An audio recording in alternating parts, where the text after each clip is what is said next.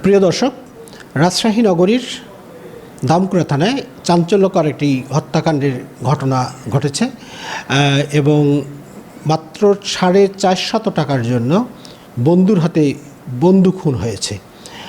রাজশাহী নগরী সহ দেশ জুড়ে এই হত্যাকাণ্ড নিয়ে ব্যাপক আলোচিত হয়েছে। মাত্র 450 টাকার জন্য একটি প্রাণ কেড়ে নেওয়ার ঘটনায় আমরা এখানে যে পুলিশের ঊর্ধ্বতন কর্মকর্তা তাদের সঙ্গে কথা বলবো এবং আমরা তাদের কাছে জানতে চাবো যে এই হত্যাকাণ্ডটি কিভাবে সংগঠিত হয়েছে।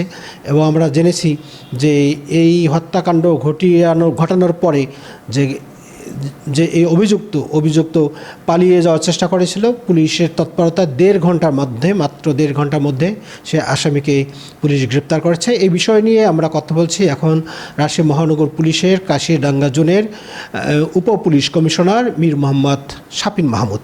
তো আপনাকে শুভেচ্ছা এনটিভি অনলাইনের পক্ষ থেকে। আপনার কাছে আমরা জানতে চাচ্ছি যে এই যে হত্যাকাণ্ডটি সংঘটিত হলো, মাত্র 450 টাকার জন্য একটি প্রাণ কেড়ে নেওয়ার ঘটনা ঘটলো, এই ব্যাপারে আপনাদের পুলিশের পক্ষ থেকে কি ব্যবস্থা গ্রহণ করা হয়েছে, আসামির কি অবস্থা এবং মামলার সার্বিক পরিস্থিতি যদি আপনি একটু জানান। ধন্যবাদ আপনাকে।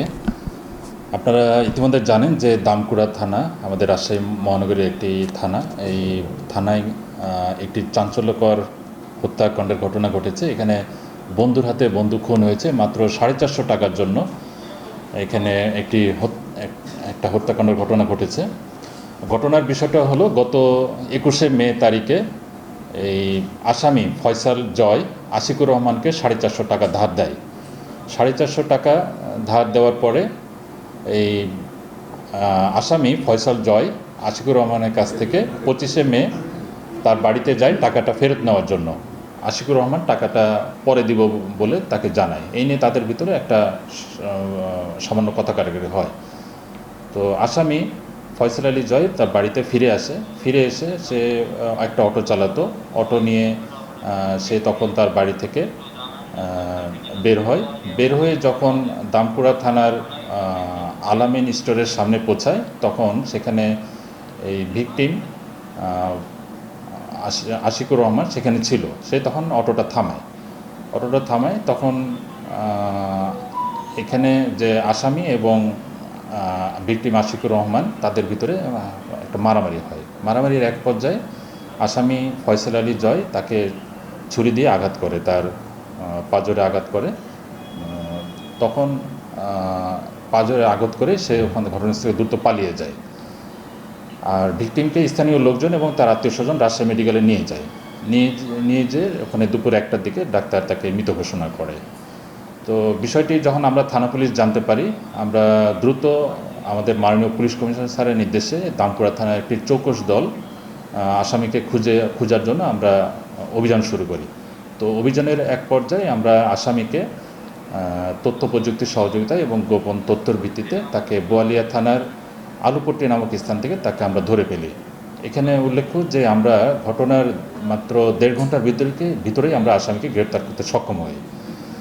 তো এই ধরনের একটি চাঞ্চল্যকর ঘটনা আমরা মাননীয় পুলিশ কমিশনার স্যারের নির্দেশে এবং আমার দামকুড়া থানার চৌকস পুলিশ টিম এবং আপনাদের সহযোগিতায় আমরা দ্রুত গ্রেপ্তার করতে পেরেছি। এবং রাজশাহী মহানগরকে বর্তমানে নিরাপত্তা করতে আমরা মেট্রোপলিটন পুলিশ বদ্ধপরিকর এবং আমরা যে কোনো অপরাধ এবং দ্রুত সেখানে অ্যাড্রেস করা এবং পরবর্তীতে আইনগত ব্যবস্থা নেওয়া, আসামি ধরা, এই বিষয়ে আমরা তৎপর আছি এবং রাজশাহী মহানগরের আইনশৃঙ্খলা পরিস্থিতি সমুন্নত রাখতে আমরা চেষ্টা অব্যাহত রাখছি।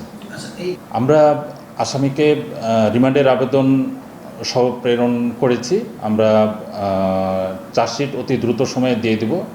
উল্লেখ্য যে আসামি যে খুনের ঘটনার সাথে যে ছুরিটা ইউজ করেছিল, সেই ছুরিটাও আমরা তার থেকে উদ্ধার করেছি এবং আমরা জানতে পেরেছি এই আসামি মূলত মাদক ব্যবসায়ী। তার নামে আরও 3টি মাদক মামলা ইতিপূর্বে আছে, এটা আমরা জানতে পেরেছি।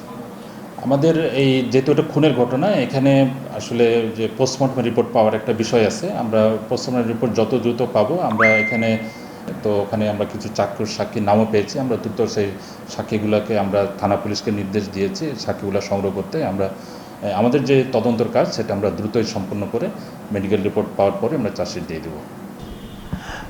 প্রিয় দর্শক, এতক্ষণ আমরা কথা বললাম রাজশাহী মহানগর পুলিশের উপকমিশনার মীর মোহাম্মদ শাফিন মাহমুদের কাছ থেকে, এবং এই হত্যাকাণ্ডের ঘটনাটি আপনারা শুনতে পেলেন। এবং আমরা তার কাছ থেকে আরও যে তথ্য পেলাম যে যত দ্রুত সম্ভব এই মামলা, চাঞ্চল্যকর এই মামলার চার্জশিট তারা আদালতে প্রেরণ করবে, এবং তারা এখন এই হত্যাকাণ্ডের পোস্টমর্টেম যে রিপোর্ট, ময়নাতদন্তের রিপোর্টের জন্য অপেক্ষা করছেন।